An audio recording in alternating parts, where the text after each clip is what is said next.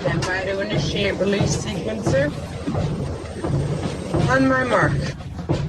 5. We're on express elevator to hell. Going down. 2. 1. Mark.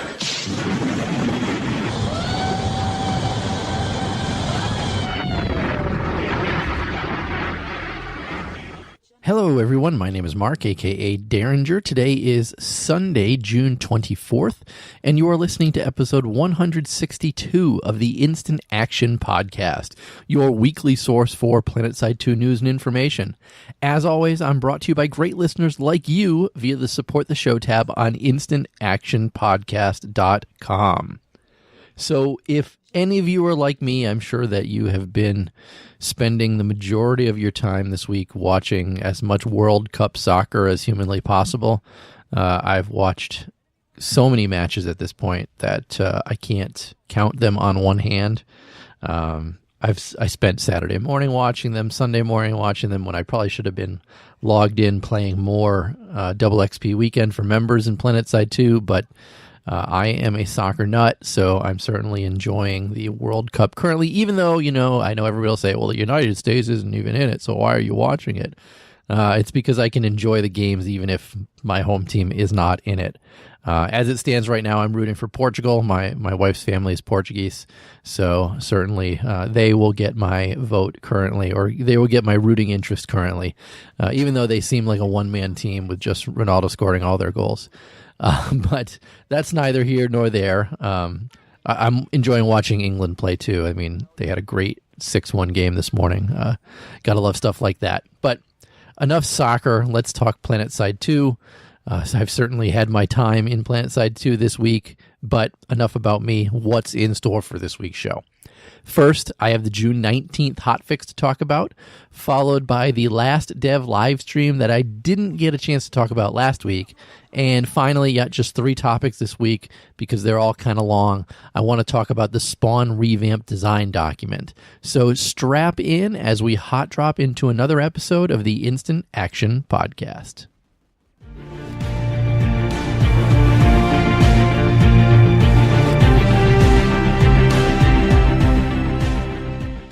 All right, first up, like I said this week, the June 19th PC hotfix. And I know technically this is out of order because the dev live stream did occur prior to this, but I felt that hotfix news was probably a little more important than, or hotfix information. I'd rather get out to you before I actually talk about the dev live stream itself. So again, this is just a PC hotfix because unfortunately, we still have not seen the big game update making its way to the PS4 version. There is no ETA on it. The devs have been pretty mum on the whole thing about when it's going to move over there. I mean, I know a lot of the game update was construction related, and obviously none of that stuff can make its way over to the PS4. So clearly they've got to do some working to remove that stuff from any update. They certainly do, but I really hope that it's sooner rather than later that the folks on the PS4 get this game update because it was kind of a big one. Granted, the biggest things that I think were in the game update again were the orbital strikes, the routers. Those things are not going to be available on PS4. So I guess it is what it is. But what happened in this June 19th PC hotfix? First, let's talk about the battle rifles. Starting with the Dragoon, they removed the arming distance from explosive ammo.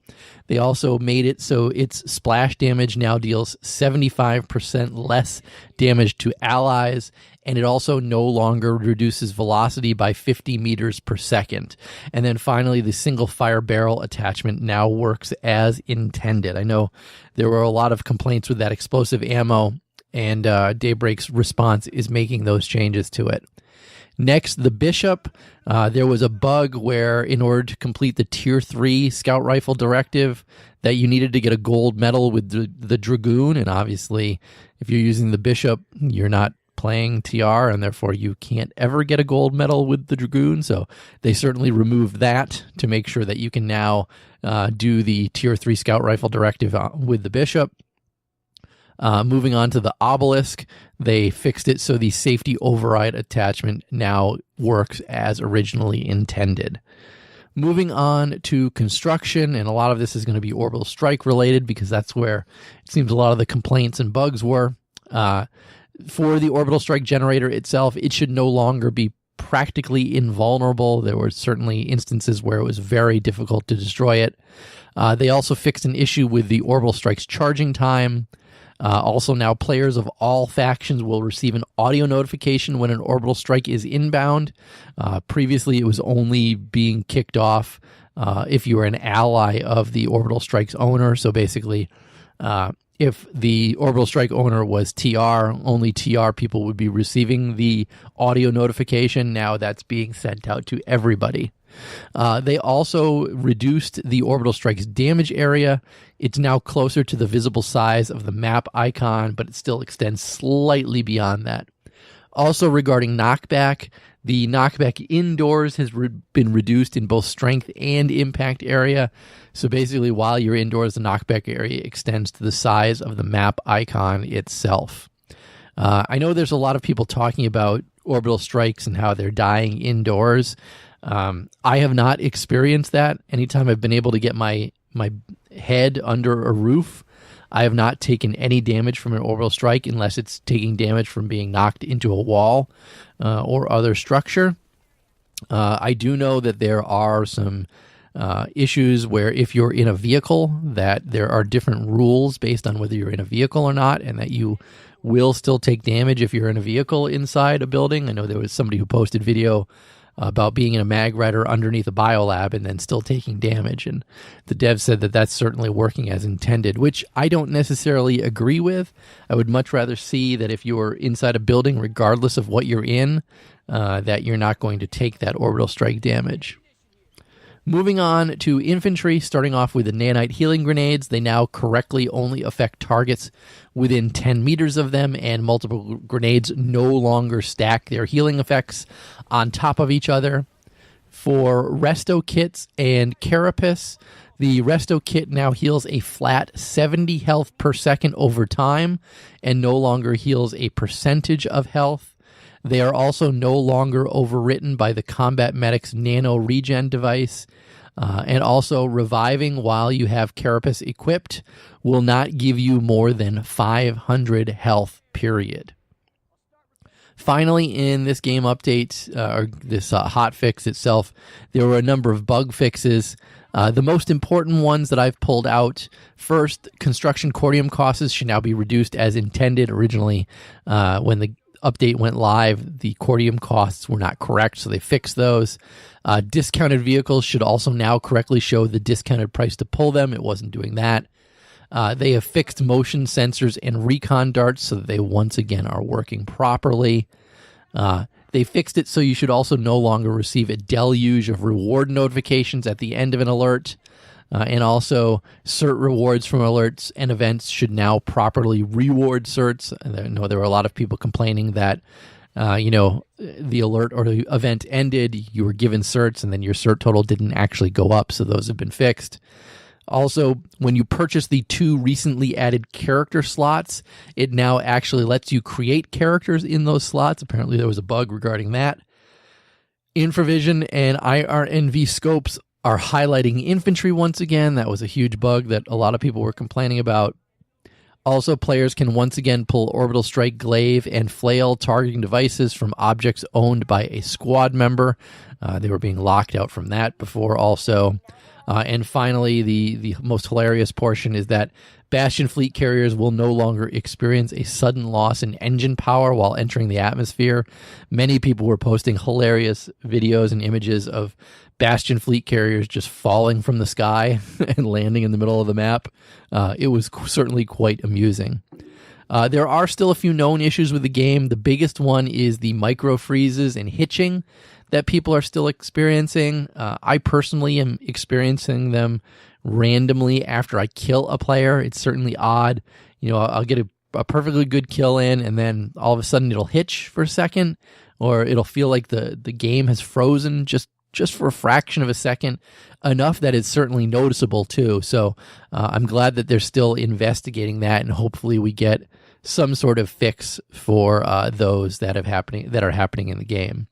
And that's the June 19th PC hotfix in a nutshell. Not a lot of stuff brought in. Again, it's all just things correcting issues with the most recent game update that was dropped. And I'm sure we're most likely going to see another one probably this week to fix any other issues that have cropped up in the game. But with that, let's move on to our second topic this week, the dev live stream from the previous week.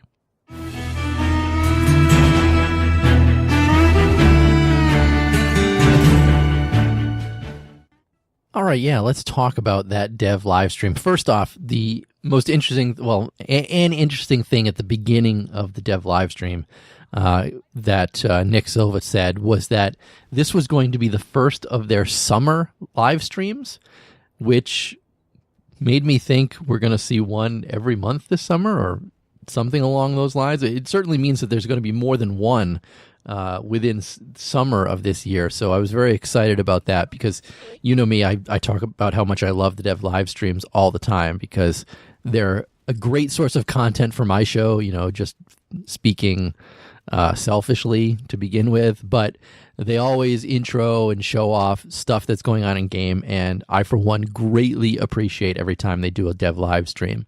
So again, the folks at the beginning of this one, we had Rel, we had Nick, and we had Drew presenting different things for the live stream itself. Later on, Drew was replaced by Paul, but the stuff was good stuff that they brought to the table. They did talk in the beginning about the infrastructure problems they were having and the zone server problems in Europe, and that was certainly causing issues on some of the European servers, and that they do have some good leads on the performance issues. And lots of incoming resources for improving game performance going forward, and they're going to be working on stuff like that. It's always a high priority for them in the game itself. They next talked about the game update that was dropped, which I talked about on last week's show, spent the whole show last week talking about.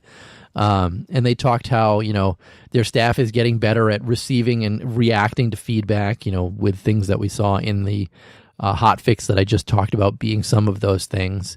And they talked about how the game update had the foundational work, plus UI information for squads. Spawn changes could be hitting maybe next update. They talked about adjustments to the aerial anomalies that can be done. Rel described how anomalies are kicked off, how they're picked from a random pool. And they're looking at different changes to sort of not exclude other factions from it. Because basically the way the anomaly drops, there's a whole bunch of set spawn points on the map, and it just randomly selects one and spawns there. And it does kind of screw out some of the factions if it happens deep in the territory of one or the other. Regardless, people do enjoy playing in this alert. I played in one this past week, and while I'm a horrible pilot, I still had fun in it. And it was just a huge dogfight in the middle of the air, kind of absolutely crazy itself. They also did talk about how the rewards for alerts had been increased. They talked about the Dragoon and how they were going to be tweaking it. And as you can see, they did just tweak it in the most recent hotfix. And then after that, they moved on to the real meat of the show, or the part that I enjoyed the most, is talking about the upcoming summer event. So it sounds like the summer event is going to begin on July 4th. And yes, that's 4th of July in the United States. And they did say, look, I know we're kind of focusing on U.S. stuff with this, but you got to remember they are a U.S.-based company, so you can't be surprised when they have a lot of U.S.-based events and stuff like that they talk about, specifically 4th of July. And in their defense, they've been doing a 4th of July event ever since the game launched, so it wouldn't be Planetside 2 and Summer and 4th of July if they didn't have an event. So the good news is from July 4th to July 8th, they're going to be offering double XP for all. So if I look at my little calendar here, July 4th is Wednesday, July 8th is a Sunday. So you've got 5 days of double XP for all. So I would say to you, start saving up your certs now to place bounties on people, because that's the best time to do it, in my opinion. You'll note that it's never going to overlap with a members double XP weekend, because obviously that's this weekend, and the next one won't be until the end of July. So you don't have to worry about them turning off bounties because of being able to gain too much XP. They also announced that Freedom Thrusters are going to be back. They are going to be the skirmisher jump jets at max rank. You're going to get them for free. They've got a little red, white, and blue star effect that comes out of them this time around, unlike the last one. Last year was a little bit different. It was kind of a red, white, blue rainbow effect. Now they've got a red, white, and blue star effect, so pretty darn cool. They also talked about the infantry gear that's going to be coming. So flare guns will be back, as you can expect. Patriot camo is going to be back. And some other new things are going to be back, including water guns that they showed off, water balloon grenades that they showed off, and sparklers that they showed off. And yes, they look like wands, but they are actually sparklers. So again, 3 things that you equate 100% with summer. So that's pretty darn cool. And they say that there's going to be an entire new summer event starting July 4th with an entire new directive line. And maybe they're going to bring back the summer promo code as well. If you remember last year, that summer promo code got you a helmet and a platinum helmet and a platinum Tonto. Be nice to see that coming back again. And I did see on Twitter that Rel did say that this summer event is probably going to last 2 full months. So it's going to be all of July and then all of August as well. So certainly you're going to have plenty of time to work on this new directive line. And maybe the sparklers themselves, because there was talk about adding an Araxium reward for getting 1,160 kills with a sparkler, which could be fun for a lot of people who love playing with knives, because it works just like a knife, basically, within the game itself. After that, they moved on to talk about some of the new implants that are coming to the game and changes to existing ones. So Deep Operative and Sensor Shield are going to get some buffs and some changes to them. Basically, Deep Operative is going to make you 75% more invisible after 30 seconds without taking any damage. So that's certainly an interesting one. They also showed off a new exceptional one called Firewall, and this one's basically just going to be for infiltrators. And what it's going to do is it's going to add another layer of turret security, basically. So if you've got a turret that you own or one that you had just hacked, you can add this firewall to it, and what happens is it glows a different color. Or your faction color, I guess. And it also increases health by 25% to the turret itself. And then basically what happens if an enemy infiltrator comes up to hack the turret, they first have to bypass the firewall before they can actually hack it. So basically, an enemy infiltrator has to hack it twice in order to take it back. So kind of a neat one. They also talked about the symbiote implant. And I love the little icon for this. It looks like a little creature type thing. Basically, what Symbiote does is it adds a 20% damage resistance that does not stack with Nanoweave armor. So basically, this is a way for you to have Nanoweave armor but not equip Nanoweave, so you can equip something else, basically. And what happens is, for every 20 seconds that you don't take small arm damage, it's not going to kill you, but it's going to hurt your health a little bit. So it seemed it was like about 5 ticks until it goes down to 1 hit point. So again, it won't kill you, but it will certainly reduce you down to one health, with your shield still intact, of course. So, but again, as long as you're running around taking small arms damage every 20 seconds, that symbiote could be pretty cool.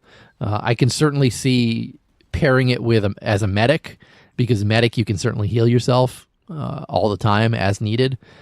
So certainly interesting. They say there's also more implants coming, but they are not giving any. They weren't giving any other teasers as to what they are. But they did say that everybody's thoughts on what Broodmother might be are completely wrong, even though they wouldn't announce exactly what it does. Next, they talked about the Spawn system technical document that they released on Reddit, which is actually going to be my next document. So they talked about how they're experimenting with the existing tech in the game itself and how design is getting more things to play with, such as ways to spawn NPCs, transferring servers, spawning vehicles, and all different things within the code itself. But they said there's a lot of legacy technology built in there that all the engines have that they're looking to get fixed. It's a kind of a priority, and the design team is on it. Interesting stuff that they're kind of working on behind the scenes. Paul was going into it and saying how they're really looking for ways to change this and really redoing some of the technology underneath to try and get this done.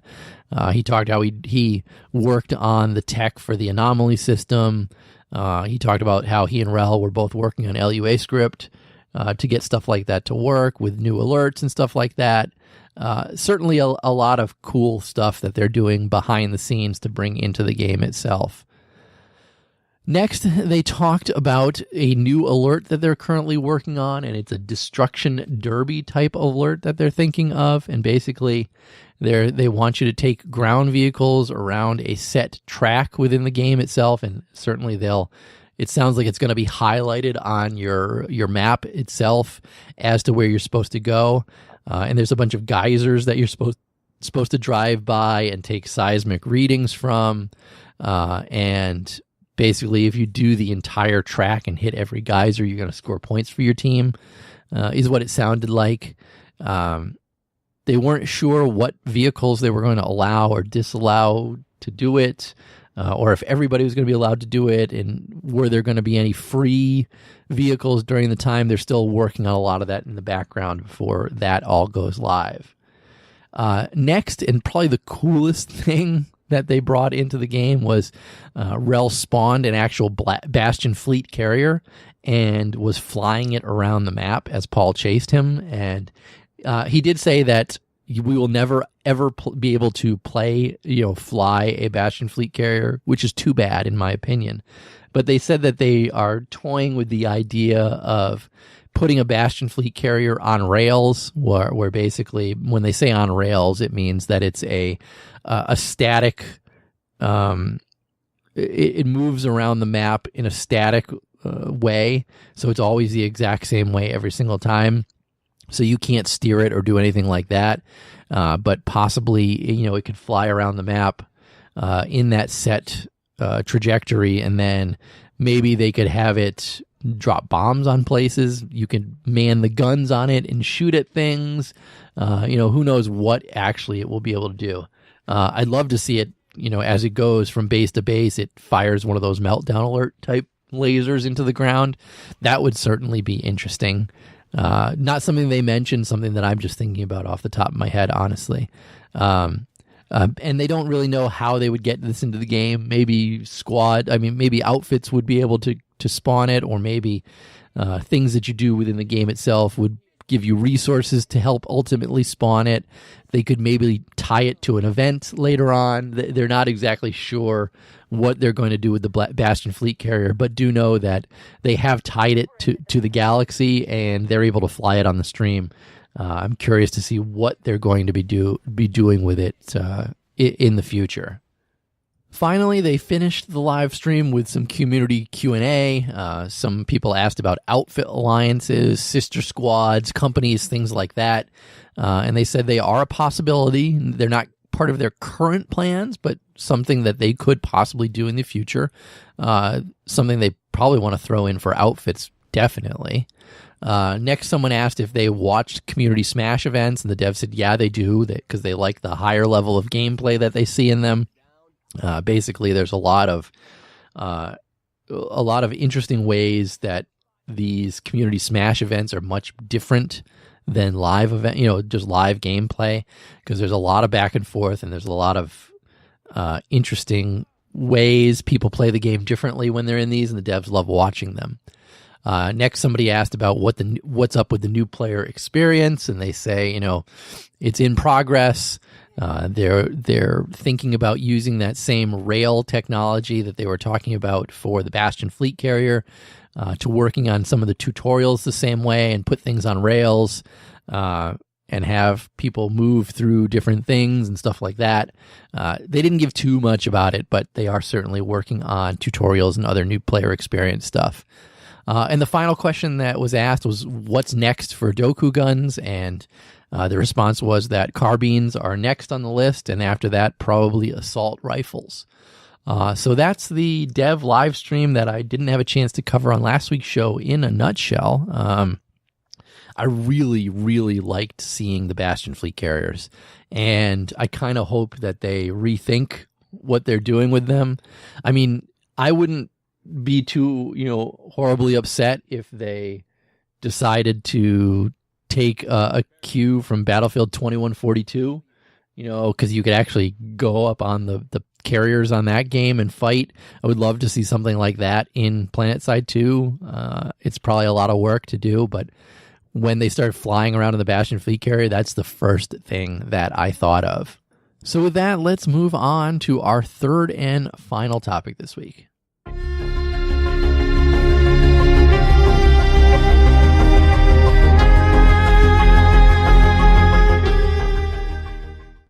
And that last topic is the Spawn Revamp design document that Rel, with the help of obviously everybody else over at Daybreak Games, put on Reddit. And this is really a first for them. We've never really seen a design document placed on Reddit before, which kind of lists a summary and then the things that they're thinking of doing for this design document. It's kind of a breath of fresh air. I don't know how else to describe it, because a lot of the stuff that we hear from them is, they're working on it behind the scenes, and we don't hear about it until it hits PTS. Sure, they might tease, one line, 2 lines, a tiny little bit of information about it. Nothing certainly huge about it. And then we see the culmination of what they were looking to do ultimately, like I said, when it hits PTS or when it hits live. This is the first time that they've ever thrown out the full document and allowed everyone to see, all the steps that they're thinking about doing with spawn changes, and specifically asking for feedback based on what they have actually said and put out and put in front of us. Now, one of the most interesting things about this document making its way onto Reddit is that they threw it all out there, gave you everything that you needed to know about it, but they have not responded to any comments on it.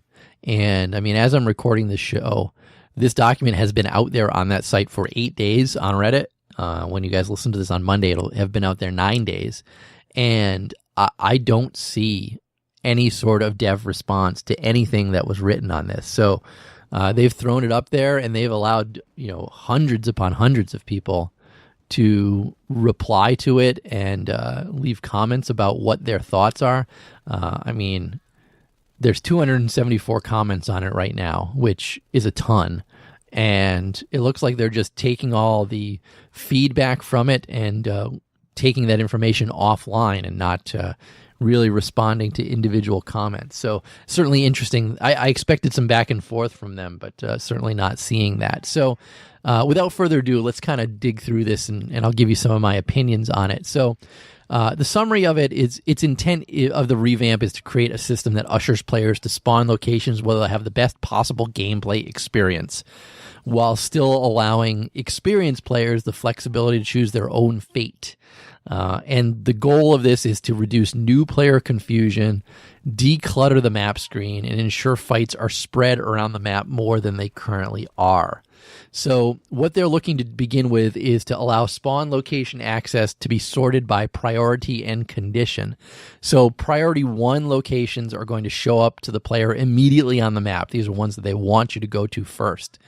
The current state of priority 2 and priority 3 show up to the player upon hovering over a region and aren't going to be directly available on your map immediately.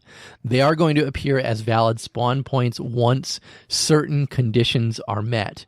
The conditions themselves are going to affect whether a player can or cannot spawn at a region, how long until they can spawn into that region, and what the reasoning is for not being able to spawn into that location. They also have some changes to join combat, formerly known as instant action. You cannot join combat into regions that will not have an allied lattice link. You cannot join combat into locked zones. The aim of join combat is to place players in fights that are 24 to 48 players first and foremost. Obviously, if those are not available, they'll put them into other fights. Join combat will now be able to spawn you into unlocked allied vehicles in allied regions, so long as they have an open gunner seat. That's a big one that I really like. Join combat will prefer this options for players lower than BR15 and use it as a backup option for players above BR15. So again, I really like that. So just to kind of reiterate that, if you hit join combat and you're under BR15, you're obviously a new player unless you've rolled a new character. But let's just say, hypothetically speaking, that you're a brand new player, BR2, BR3, you've been playing for a couple hours, and you use join combat. Because don't forget, we've got that pop-up in the game that says, why don't you use join combat if you're under BR15? And that pops up a lot. So say, you click on join combat and you do that. What it's going to do is it's going to try and push you. It will put you inside an allied vehicle that has an open gunner spot. That's awesome. Because how many times do low BR people just kind of spawn at a sunder or something, and then they spawn right out in the open, and they get absolutely obliterated or something by Hesh, and it certainly colors their thought of the game, and they're really hesitant about using join combat later. So I do love the fact that they're thinking about this for low players. Also, moving along, join combat, if not spawning the player into an allied vehicle, we use a drop pod to drop the player into combat within 100 meters of the center of the fight. And join combat will not drop you into regions with more than 55% of the allied population. So again, it's not going to drop you into overpop fights or fights where Zerg is certainly happening. Reinforcements needed is now going to activate only for regions with less than 48 players, but more than 12 players, and less than 45% allied population. Defensive markers that are placed in the region will increase the region population limit to 96, but the pop balance limit must still be obeyed. Something new called wave spawns. All hard spawns at contested lattice link bases will now use wave spawn mechanics. Wave spawns are shown with a unique map icon, and hovering over a region will show countdowns until deployment for all wave spawns in that region are available. If the player's quick deploy location is a hard spawn, they will see the wave spawn queue timer instead of the standard quick deploy timer. Wave spawns is certainly an interesting one, and something I'd like to see a little more information on as we get further in. And it's mentioned further in this document itself, so I should talk about it now. So a wave spawn is a modifier to a spawn type, and the main difference is that the timer is independent of the player and runs continuously in the background, opposed to every other spawn timer, which starts counting down after the player dies or redeploys. Wave spawn timers still adhere to priority rules when it comes to preventing them from appearing on the map or being spawned on. And when a player chooses to deploy on a wave spawn, the wave spawn timer will pick up and release that player when it completes. The wave spawn mechanic only appears on hard spawns that are in contested regions. Uncontested regions, even while flagged as a wave spawn location, allow a player to spawn there immediately. So there's a little more information on the wave spawn itself. Finally, squad spawns. Any deployment via squad is going to remain completely unchanged for this. It's just going to be the same. So I talked about conditions a little bit before. So what are some of those conditions? When you actually hover over a region, the spawn locations within that region are going to appear, and they could have special icons or colors with an accompanying tooltip. And the conditions themselves really are going to only affect priority 2 and priority 3 spawn locations. So the first condition could be this region is at capacity, and this is basically any fight with more than 96 players is going to be completely disabled from becoming a spawn location. They're going to show up as grayed out icons, and they're going to affect all public spawn locations theirs. Another condition could be the time until available in 30 seconds. This is going to be valid for priority 2 and 3. And basically those locations are going to go online after a certain amount of time has passed after the player dies or redeploys. Now, when that spawn point becomes available at the end of the time commitment, it does another check on that location to see if it's still a valid spawn point. If not, it's going to update the messages accordingly. And the final condition, you are not needed in this area. And this is any bases that have more than 55% allied population are now no longer going to be viable spawn points, and those bases are going to be grayed out as well. Really, a lot of these are really trying to combat Zergs or overpop by one faction within a certain area. And again, squad spawns are certainly going to override this, don't forget. Next, let's talk about the priority breakdowns. So spawn points were going to appear on the map on the left side of the screen, just like normal. They're going to be listed based on priority, but hovering over a region will always show the spawn points within that region and any conditions in effect needed to spawn at those regions themselves. So let's break down those priorities themselves. So any priority 1 spawns, they're going to be shown immediately. Those are going to include the warp gate, any spawn points in the region in which you just died if the region's not overpopped, the last location you just spawned from, spawn beacons, squad spawn vehicles, reinforcements needed location, and uncontested allied bases 1 link away. Again, those are all going to be considered priority 1 spawn locations. Priority 2 spawn locations, which will only show after 30 seconds, and have respawn timers. These could be spawn locations at regions with contested lattice links that have less than 12 players, spawn points in the region in which you have died, but the region is overpopped, bases your outfit or outfits in your alliance own, and finally, facilities. Priority 3 spawn locations, these will appear after 60 seconds, and they're going to be tuned with server settings as well, just like priority 2. This is basically all other valid spawn locations. Finally, invalid spawn points, these are quote-unquote priority 4. These are any with certain conditions that prevent players from spawning into them at all. So things like hard spawns inside cutoff regions, soft spawns inside cutoff regions that you're not already in, or any regions that you are in that are overpopulated by 55% or more.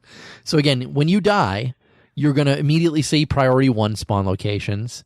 After 30 seconds of being dead, you'll see priority 2. And after 60 seconds of being dead, you'll see priority 3 spawn locations. And you should never see priority spawn locations. Next, they're talking about changing the visuals. So any priority 1 spawn locations are going to be light green, just like they currently are on live. Any valid priority 2 or 3 are going to show as dark green. And the time until available, 30 seconds, is going to show as a pop-up box above the spawn locations. Any conditions will also show in a pop-up box above the spawn location.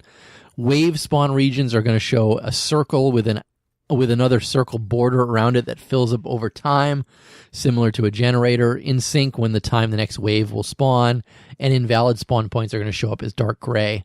I kind of wish that they would change the colors of 2 and 3 to make them a little more noticeable rather than just going from a light green to a dark green, but we'll see what happens when that comes.